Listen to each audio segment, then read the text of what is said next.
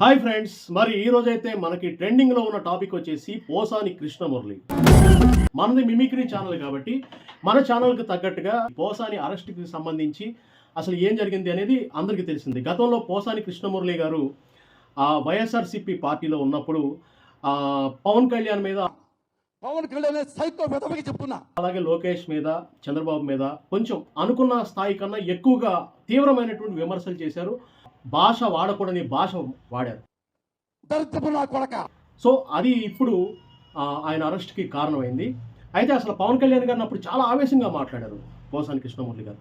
పవన్ కళ్యాణ్ పవన్ కళ్యాణ్ అని ఇట్లా చించేసుకున్నారు బాగా గట్టిగా. అంటే విమర్శ చేయొచ్చు కానీ కొంచెం ఎక్కువ మోతాదు మించి విమర్శ చేశారు. అది ఎవరిని చేసినా కూడా అది తప్పే. లంగర్ లఫూట్ ఐడియాలు నా దగ్గర లక్షల్లో బూతులు మాట్లాడటం అనేది తప్పే.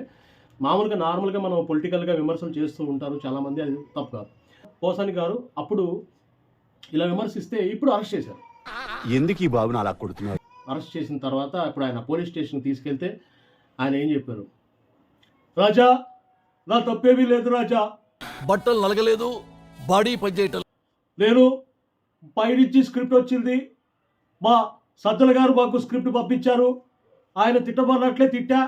ప్రెస్ క్లబ్లో కూడా ఆయనే మీడియా సమావేశం ఏర్పాటు చేసి పవన్ కళ్యాణ్ మీద, లోకేష్ బాబు మీద, అలాగే బాబు గారి మీద విమర్శలు చేయమన్నారు. ఆయన చెప్పారు, నేను చేశా, అంతే. ఇప్పుడు నన్ను లోపలేసి కుళ్ళబొడిస్తే తప్పు నాదా రాజా?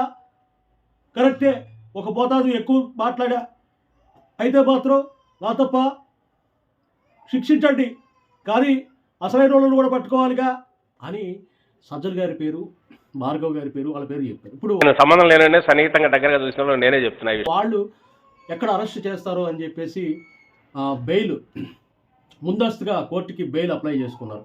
మేము ఇక్కడ గుంటూరులోను పులివెందుల్లో మాకు ఇళ్ళు ఉన్నాయి, సో మేము ఎక్కడికి పారిపోము అని చెప్పేసి, ఎక్కడ అర్ధరాత్రి పోలీసులు వచ్చి అరెస్ట్ చేస్తారని చెప్పేసి వాళ్ళు ముందస్తు బెయిల్కి అప్లై చేయడం జరిగింది. అంటే ఏదైనా మనం అనుకుంటాం, ఏదో ఒకరిని తిట్టేసాం, మనం అధికారంలో ఉన్నామని చెప్పేసి అనుకుంటాం, తర్వాత వచ్చేప్పటికి మళ్ళీ అది ఏదైనా ఇబ్బంది అవుతుంది. సరే, బూతులు కొంచెం ఎక్కువగా వల్గర్ బూతులు మాట్లాడితే అది కొంచెం ఇబ్బందికరమైన వాతావరణం నెలకొంటుంది. ఇప్పుడు పోసాని గారి పరిస్థితి అదే, ఏమి ఉండదు. కాకపోతే ఇక 4-5 కేసులు వేస్తున్నారు, మళ్ళీ తర్వాత అయినా బెయిల్ వచ్చేస్తుంది. కాకపోతే ఎవరైనా సరే కొంచెం బూతులు తిట్టేటప్పుడు కంట్రోల్ చేసుకొని పర్సనల్గా వ్యక్తిగతంగా బూతులు తిట్టడం కరెక్ట్ కాదు అనేది నా అభిప్రాయం. పోసాని గారి వాయిస్ చూశారు కదా, రాజా అంటారు ఆయన. రాజా, ఇప్పుడు నేను ఒక్కటే లోపల ఉన్నాను అనుకో రాజా, నేను అనుభవించాలి. ఏం మాట్లాడుతున్నావురా?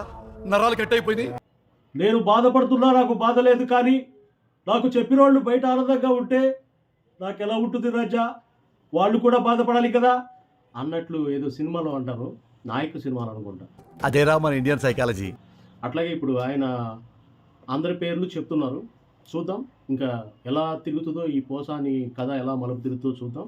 మరి మీరైతే మన ఛానల్ని లైక్ చేయండి, షేర్ చేయండి, సబ్స్క్రైబ్ చేయండి. ఇవి లైవ్లో అంటే అప్డేట్స్ మాత్రమే. మనం ఏ పార్టీకి సంబంధించైనా, సినిమాలకు సంబంధించైనా సరే ఉన్న విషయాన్ని మనం ఇలా మిమిక్రీలో టచ్ చేసి మనం మన ప్రేక్షకులకి వినిపిస్తూ ఉంటాం. సో ఇది ఇవాల్టి టాపిక్. మరో టాపిక్తో మళ్ళీ కలుద్దాం. ఉంటా, బాయ్.